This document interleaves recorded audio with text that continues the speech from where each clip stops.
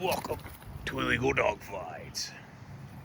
Alright, I was recently asked, how much should you be walking your dog? Well, for these two, I give them in the morning about I'd say a quarter mile walk around the neighborhood. And then at about lunchtime, their midday walk, I give them a full-on mile, followed by another one or two short walks that are about a quarter mile each. And then we have, of course, what I call free play, which is this out here where I film most of my content. Juliet, what are you doing? Jack, you're being a crackhead. Ugh. And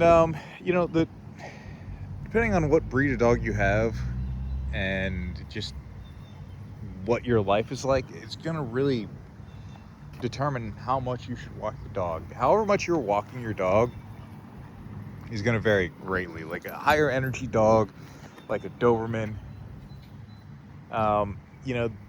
like those 3 to 4, maybe even 5 walks a day,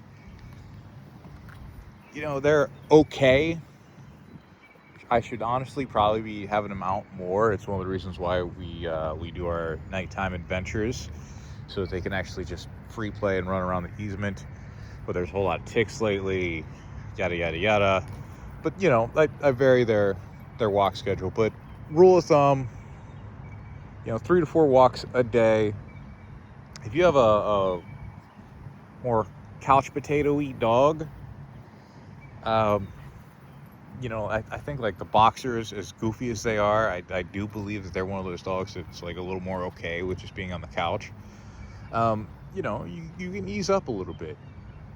But, again, if you have a dog like a Doberman or especially like a Belgian Malinois or a German Shepherd, a more higher energy breed dog, they need more exercise. I would say like Huskies are in that category too. They need a lot more exercise.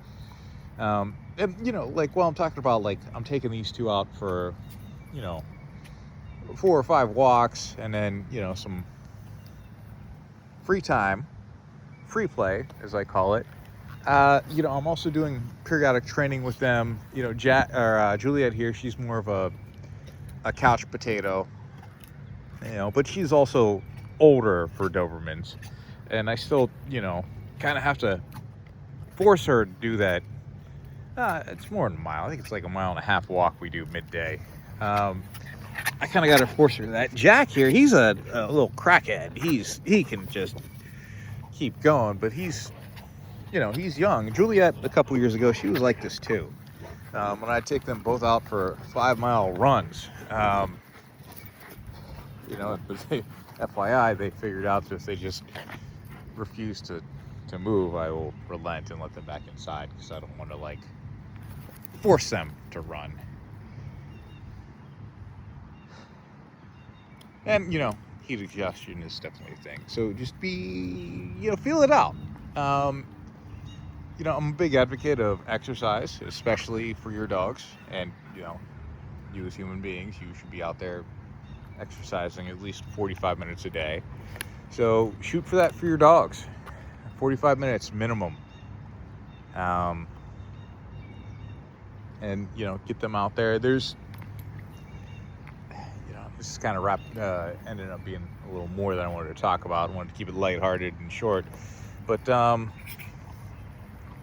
there's different levels. Sometimes you just want to have your dog out there, let them be dogs, scratch, sniff, pee, do the other thing, make sure you pick it up. And other times, you want to go out there and you want to walk, you want to go places. The dogs are going to get used to doing what you have them do. But you as an owner, you owe it to your dogs to ensure that they're getting mental stimulation and exercise. I'm always training them. I have I don't think I've done a video on it, but I have a little puzzle for them to figure out. They, they move the little blocks around and they get treats. That plastic ball gets flung all over my house and breaks my stuff from time to time, thanks to Jack. So you gotta mentally stimulate them, and always play tug of war. There's never a bad time to play tug of war with your dogs.